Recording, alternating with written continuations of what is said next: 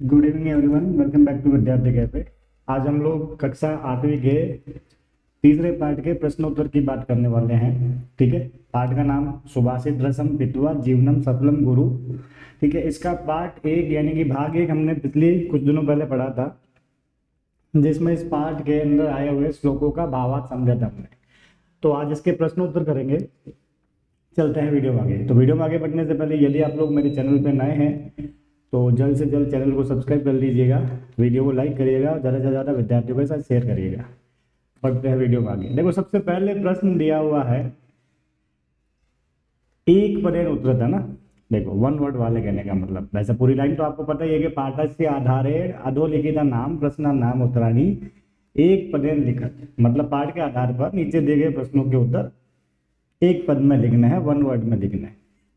Okay, तो गीतानी के गायंती यानी कि गीत कौन गाते हैं। तो हमने उस दिन पढ़ा था ना श्लोक में कि भाई ये भारत भूमि जो है इतनी महान है, इतनी पवित्र है कि यहाँ पे देवता भी जन्म लेते हैं, अपने सारा देवत्व त्याग के, है ना।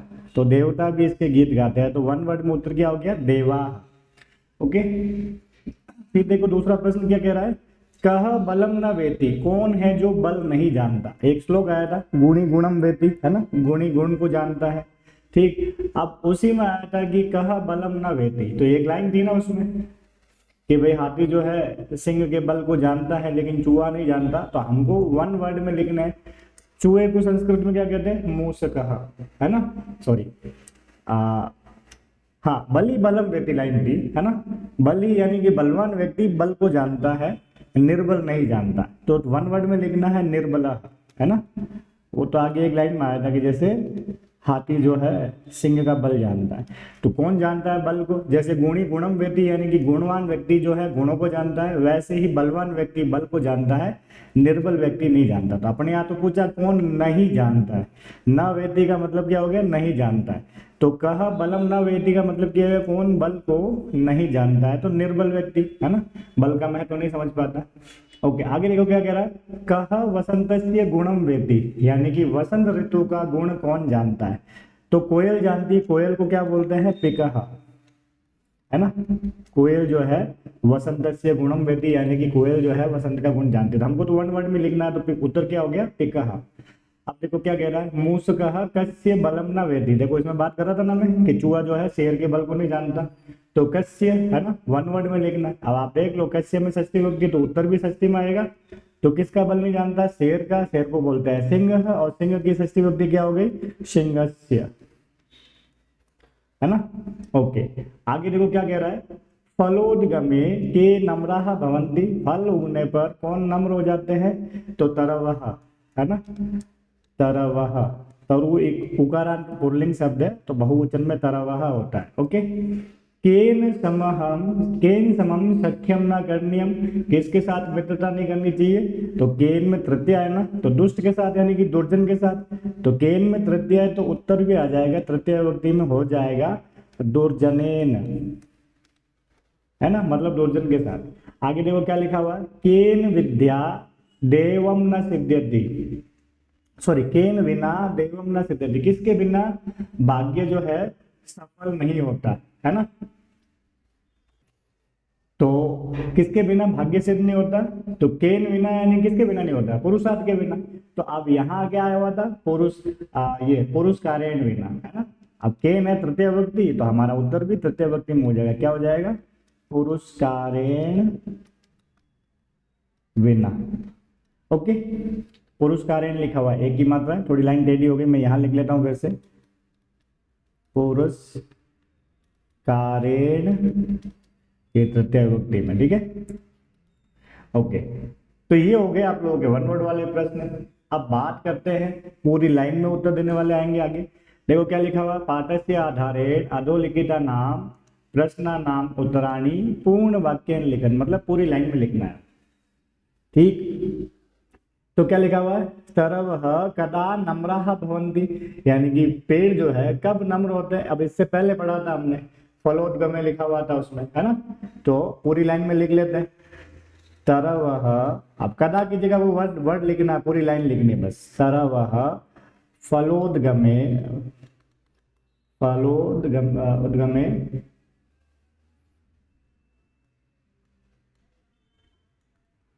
ठीक है, फलोद्गमय नम्राः भवन्ति। बात समझ गए होंगे, पेड़ पर फल लगते हैं तो नम्र हो जाते हैं, मतलब झुक जाते हैं।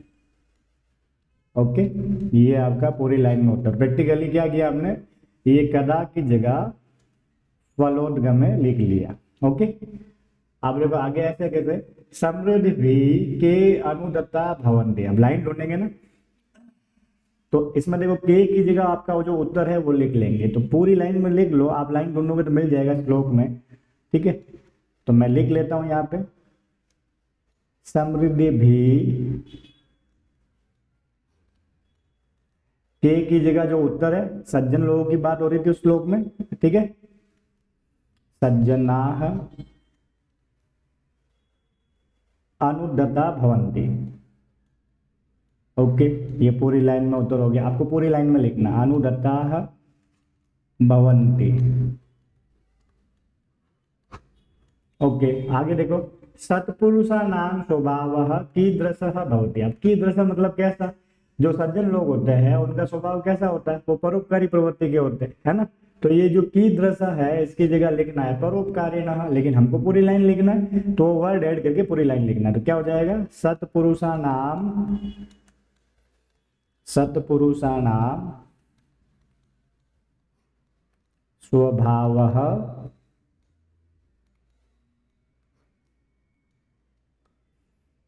कैसा होता है, परोपकारिणः। परोपकारिणः। ओके, लास्ट में लिखा हुआ भवति। ओके, आप देखो आगे क्या कह रहा है, सत्यम कदा सत्यम न भवति। सत्य जो है कब सत्य नहीं रहता। ठीक, तो आया था ना, जब छल की भावना हो तो सत्य सत्य नहीं रहता है ना। देखो अब उत्तर क्या हो जाएगा, यत् छलम यत् छलम अभ्युपेति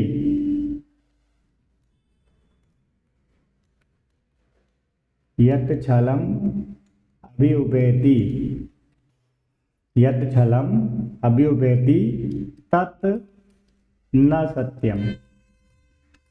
ओके, लास्ट प्रश्न देखो क्या लिखा हुआ है, देवम कदा न सिद्ध्यन्ति, यानी कि भाग्य कब सफल नहीं होता। तो ये कैसा कैसा प्रश्न आया था ना, किसके बिना जो है भाग्य सफल नहीं होता, वो वाली बात की थी उसमें। ठीक, तो वही वाली बात है, देवम पुरुषकारेण विना, है ना, पुरुषकारेण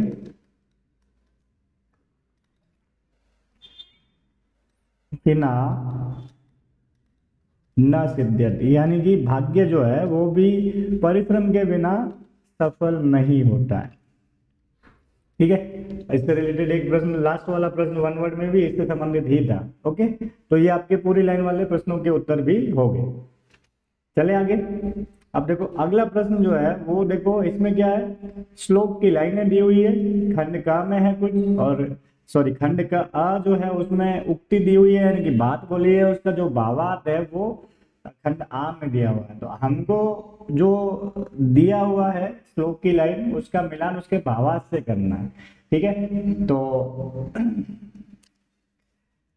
गायन्ति देवा किल गीतिकानि, अब इसका मिलान किससे करेंगे, तो अब देखो ये रहा, भारत घूमे महात्म्यम वर्णनम।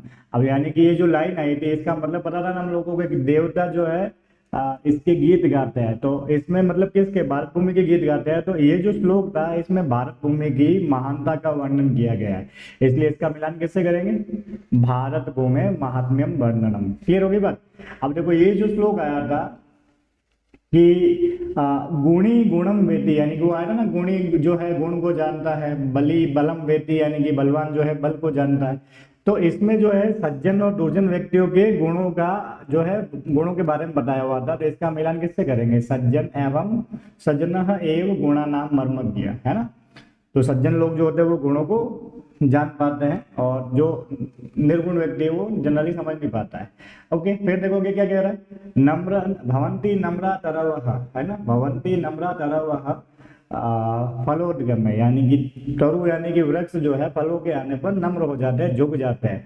ठीक, तो अब इसमें किसके बारे में वर्णन किया हुआ है, तो इसमें देखो सत्पुरुषा नाम स्वाभाविक की नम्रता, यानी कि जो सज्जन लोग होते हैं ना उनकी नम्रता के बारे में बताया कि जो सज्जन लोग होते हैं वो विनम्र होते हैं। एग्जाम्पल लेना कि जैसे फल जो है सॉरी पेड़ जो है फलों के लगने पर झुक जाते हैं, यानी कि नम्र हो जाते हैं। ठीक, तो वो लोग परोपकारी होते हैं, उनका स्वभाव ही ऐसा होता है। ठीक है, आगे देखो क्या लिखा हुआ है, यथा चतुर्भी कनकम परीक्षते। अब ये जो श्लोक आया था कि 4 प्रकार से स्वर्ण की परीक्षा की जाती है ना।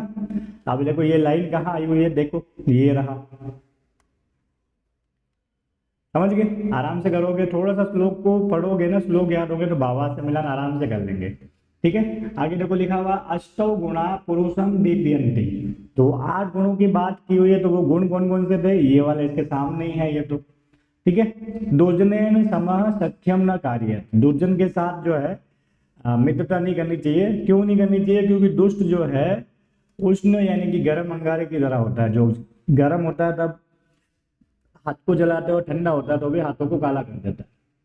और लास्ट में एक ही बचा हुआ है कि एकेन चक्रेण न रथस्य गति ही, तो केवल देवम प्रयत्नम बिना असिद्धम, यानी कि उस लोग आएगा ना कि परिश्रम के बिना भाग्य भी सफल नहीं होता। तो ये इनके मिलान हो गए। ठीक है, अब इस ऐसा सवाल एग्जाम में आता है तो हमको करना कैसे, जनरली श्लोक वाले पूरे पार्ट जो है पूरी किताब के अंदर 3-4 चैप्टर होते हैं, तो हम लोगों को जो है 4-5-7 जो भी श्लोक है उनको याद कर लेना है।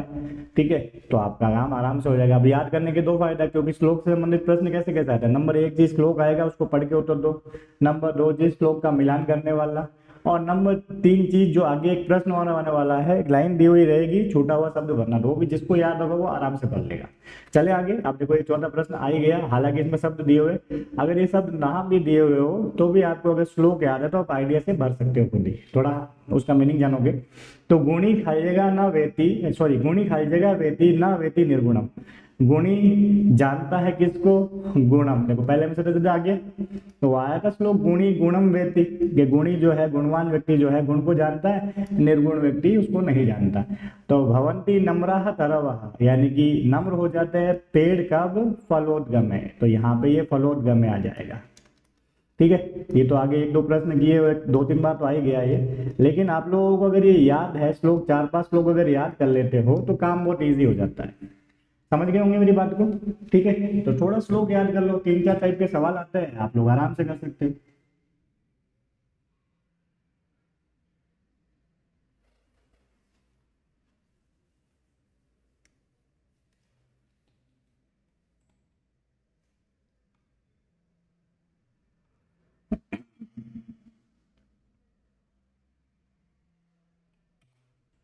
ओके, अगले प्रश्न में देखते हैं क्या पूछ रहा है ये, खाली जगह बननी हम लोगों को। ठीक है, 2 हो गए, अब तीसरा देखो क्या कह रहा है, 1 मिनट इंक ले लेता हूँ फिर से मैं।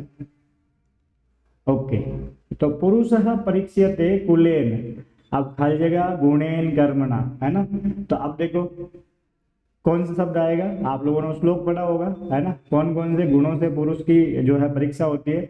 ठीक, जैसे वो सोने वाला है ना, कि सोने को परखने के लिए कितने पैमाने हैं उसके अनुसार। ठीक, तो पुरुष की परीक्षा भी ये जो लिखा हुआ है शीलेन, है ना, एक और आ जाएगा शीलेन। ओके ओके, आगे देखते हैं। तो देखो नेक्स्ट क्या है, गुणा पुरुषम दीपयन्ति। ठीक है, प्रज्ञा कौल्यम दमा, अब इसमें क्या हो जाएगा देखते हैं, है ना। अपने सामने 4 ऑप्शन बचे हुए ना, देखो 3 ऑप्शन बचे हुए अभी भी, उन तीनों में से क्या होगा। ओके, देखो ये वाला हो जाएगा श्रोतम, तो यहां लिख लो श्रोतम, श्रोतम। ओके, अब देखो नेक्स्ट जो है दानम यथाशक्ति खाली जगह च, अब देखो यहाँ पे कृतज्ञता। ठीक है, इसमें क्या है, कृतज्ञता। मैं डायरेक्ट उत्तर लिखवा रहा हूँ जनरली, ठीक है, आप लोग पढ़ के उत्तर ढूंढ सकते हैं। ठीक है,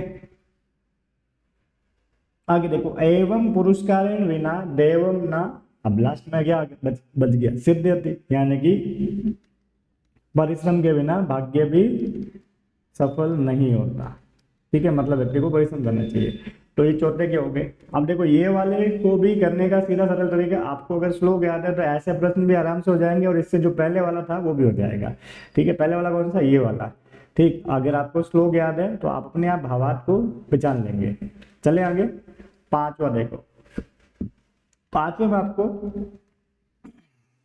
समुचित विकल्प दिए गए और उनमें से सही उत्तर को लिखना है। लिखा हुआ गायन्ति देवाः किल गीतकानि इत्यस्य श्लोकस्य मुख्य विषयक कः। ये श्लोक का मुख्य विषय क्या है। तो प्रैक्टिकली इसमें हम लोगों ने इसका जो भावार्थ देखा था, इसमें क्या कर रहा था, भारत भूमि के गौरव के बारे में वर्णन कर रहा था। इसका उत्तर क्या हो गया, भारत भूमि गौरवम, है ना। ओके, आगे देखो क्या कह रहा है, गुणी गुणम वेति, है ना, गुणी गुणम वेति इत्यत्र कह गुणम न जानाति। ये जो श्लोक आया था जिसमें बताया था ना, गुणी गुणम वेति, गुणवान जो है गुण को जानता है, निर्गुण व्यक्ति नहीं जानता है। बली बलम वेति आया था कि बलवान व्यक्ति जो है बल को जानता है, निर्बल व्यक्ति बल को नहीं जानता। तो अब यही पूछ रहा है हमको कि भाई कहा गुणम ना जानाति, गुण को कौन नहीं जानता है, निर्गुण व्यक्ति, है ना। तो निर्गुण कहाँ है, ये रहा। ठीक है, तो इसका उत्तर क्या हो गया, निर्गुणः। पिकोः वसन्तस्य गुणम न वायसः इत्यस्य तात्पर्यम किम। इसका तात्पर्य क्या है, मतलब क्या हो गया इसका कहने का मतलब। तो पिकः मधुरम गायति न वायसः, इसका मतलब ये हो गया, यानी कि कोयल जो है वसंत ऋतु का गुण जानती है, इसलिए वो जो है मधुर गाती है। कौवा नहीं समझता इसलिए वो नहीं गाता। आगे देखो क्या कह रहा है, घड़ी वाला जो है कि भवंती नम्राः सर्वः फलोद्गमे, इसका अर्थ क्या है, इत्यस्य कः अर्थ, अर्थः कः, है ना। इसका अर्थ क्या है, इसका मतलब होता है कि भाई जो फल युक्त जो वृक्ष होते हैं वो नम्र होते हैं। ठीक है, ये वाला। अब देखो आगे क्या कह रहा है, न सा सभा यत्र न संति वृद्धा। इसमें सभाया महत्वम किम इत्यत्र सभाया महत्व किम, यानी कि यहाँ सभा का महत्व क्या है। ठीक, तो अब सभा का महत्व क्या हो गया कि भाई जहाँ वृद्ध नहीं है वो सभा सभा नहीं। इसका मतलब क्या हो गया कि धर्म उपदेशाय ज्ञान वृद्धा जना आवश्यका, यानी कि धर्म के उपदेश के लिए जो ज्ञानी वृद्ध लोग होते हैं उनकी आवश्यकता होती है। अगर किसी सभा में अगर वृद्ध व्यक्ति नहीं है तो वो सभा फिर सभा नहीं है। ठीक है, तो धर्म उपदेश के लिए वृद्ध जनों का होना आवश्यक होता है। ठीक है, आगे चले। अब ये लास्ट जो है इस पार्ट का लास्ट प्रश्न है, क्या कह रहा है ये कि भाई दुर्जनेन सह सख्यम किमतम न कार्यम। दुर्जनों के साथ मित्रता किस लिए नहीं करनी चाहिए, सह उष्ण अंगारवद हानिकारः भवति, इसलिए नहीं करनी चाहिए क्योंकि वो गर्म अंगार के समान हानिकारक होते हैं। यानी कि जैसे गर्म अंगारा होता है तो जब तक वो गर्म होता है तो हाथ को जलाता है, और अगर ठंडा भी हो जाता है तो हाथों को काला कर देता है। इसलिए कहता है कि दुर्जन के साथ मित्रता नहीं करनी चाहिए। तो ये आप लोगों के इस पार्ट के प्रश्नोत्तर थे जो हमने इस वीडियो में डिस्कस किया है। अगले वीडियो हम लोग नए चैप्टर के साथ मिलेंगे। आज के लिए